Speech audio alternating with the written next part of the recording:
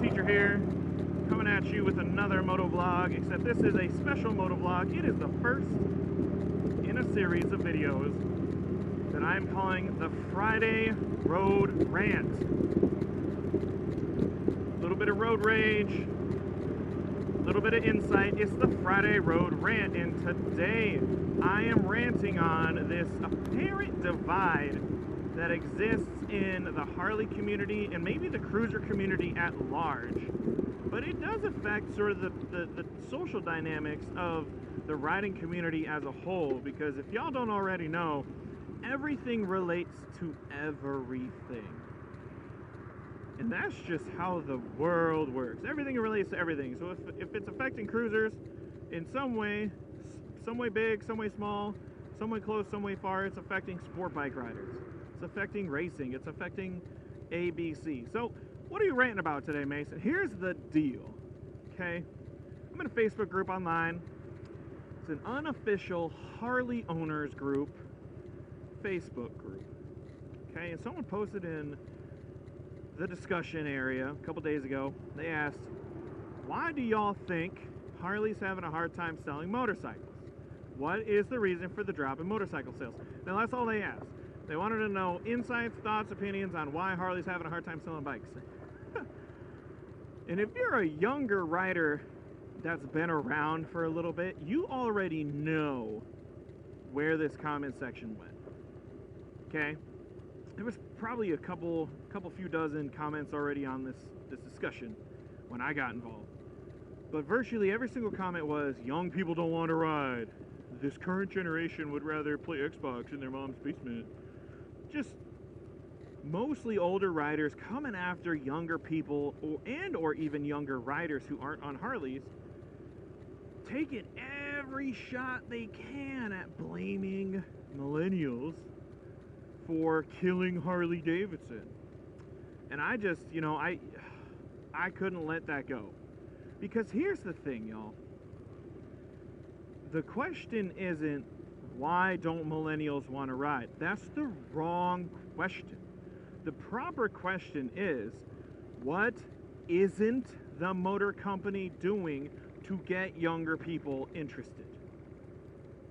That's the question. And then the larger question, and how that affects the riding community who are already riding, current riders, what aren't current riders doing to inspire others to approach Harley Davidsons?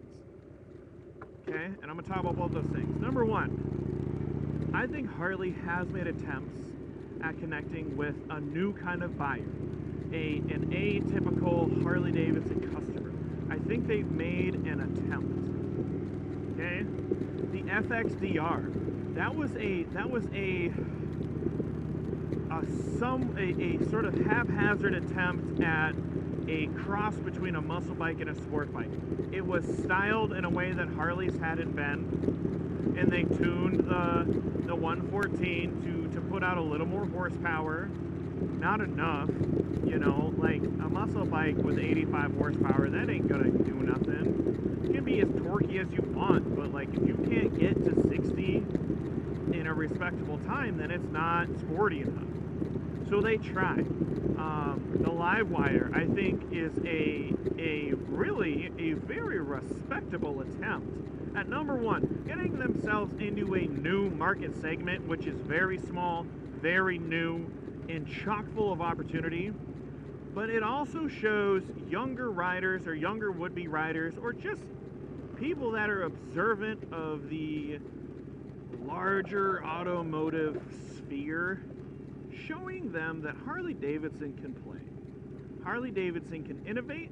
Harley Davidson can put up a product that is really, really respectable. And here's the thing. I don't want to hear about the Livewire from someone who hasn't ridden one. Every review I have read or watched from someone who rode a Livewire, they love it. Limited range? Sure. In a lot of part of the countries, could you maybe have a hard time finding, charging ports or fast charging ports, obviously when you're on the road and not at home? Sure. So is there a lack of infrastructure to a good extent? Absolutely. Is the bike itself a really good product? Yes, it is. And we just need to admit that. Hey buddy, electric bikes, all electric bikes of the future. And the fact that Harley was willing to dump millions into R&D and market research and really fresh R&D, because they didn't have any electrical anything before the Livewire, and for them to put forward a market-ready product before virtually everyone except Zero, and Zero was a startup that very few people have heard of even still. You know, for them to basically be the second to enter a market and to have the physical network of the Harley Davidson dealer network at their disposal, that's huge. And I see people that say, that's not a Harley, blah, blah, blah, blah, blah, blah. Like, dude, whatever. 40 years ago, I'm sure people would have looked at a Ford Edge or any other crossover or, you know, whatever. A Prius from, you know, 30 years ago, people could have seen the Prius and been like, that's never going to be anything. That's not a real car. Dude, Priuses are cool freaking cars. They're not quick. They're not going to win races. They aren't built and designed for clout and for credibility necessarily, but they're good vehicles, right? And they were a shift in their own segment. The Livewire is the same thing. And I'm on a little Livewire tangent, but my whole point is this.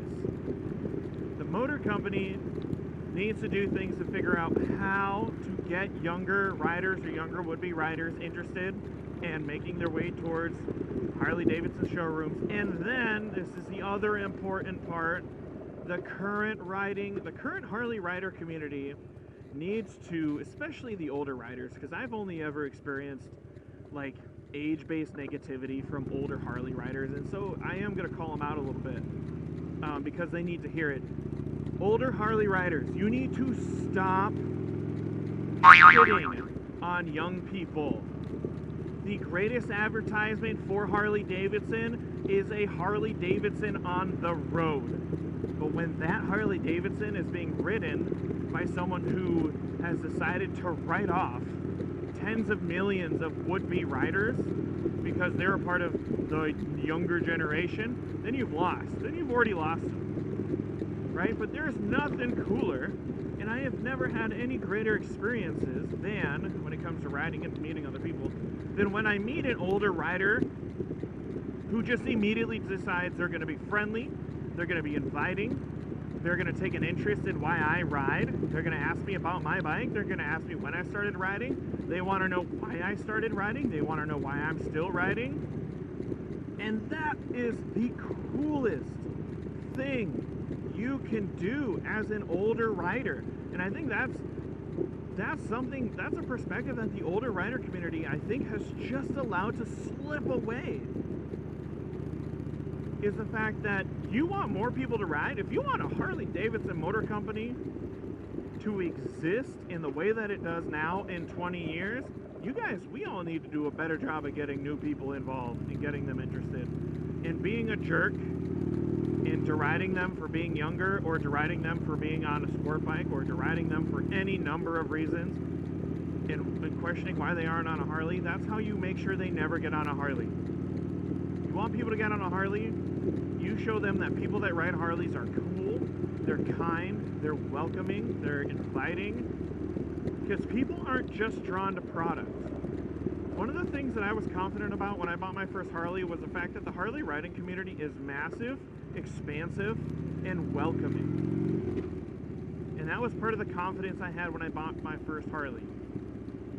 So we need to get back to that, because that is the thing that is going to keep Harleys around. So motor companies got to take steps to offer products that young people want. We as a community need to do a better job of talking to people about why we love riding and why we love Harleys. And I think those are steps we can take to do a better job.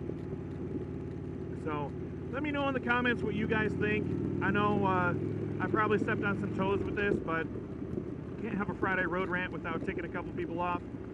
If you liked anything I had to say, and maybe you're interested in some more content, hit like, hit subscribe, ring that bell.